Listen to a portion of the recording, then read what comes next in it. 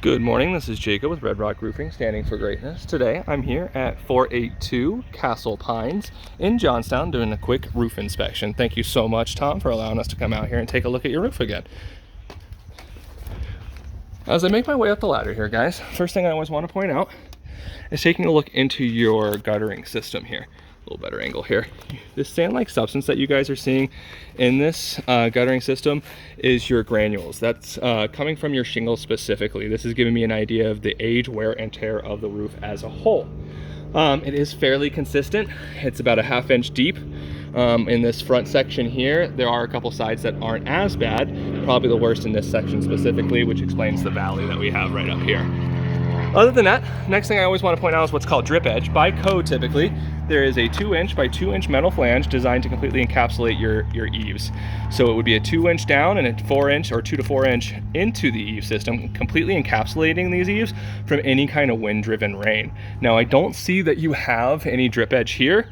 It may not have been code at the time, but it's definitely something that we want to replace if we end up working on the roof as a whole. Bear with me here while I make my way safely up the ladder.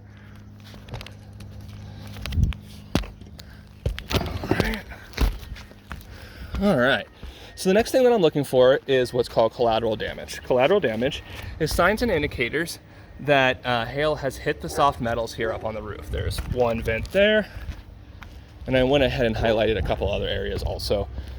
You can see this vent actually got hit a little bit worse, and worst of all of them, of course, is this one here, which doesn't surprise me.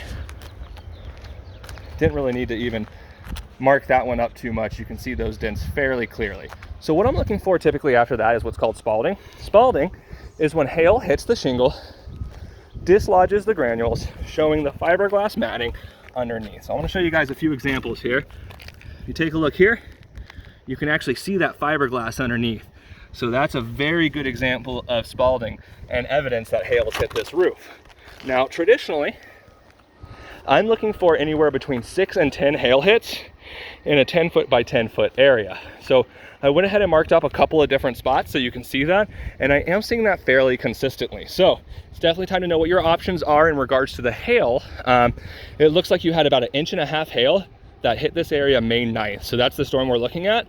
I'm definitely seeing some more damage. I'll show you some of these other spots too. It's pretty consistent, showing that fiberglass matting. So in my best experience, my suggestion would be definitely know what your options are. I think that you have a very good chance of getting this fully replaced, and it's definitely time to know what your options are in regards to your roof, as there is some age and wear and tear on the roof already.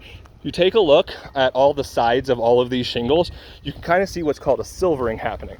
What that is the granules on some of the sides are starting to deteriorate. So it's definitely time to act now. Jacob Wheeler, Red Rock Roofing, standing for greatness. I appreciate your time, and I hope you have a very blessed day.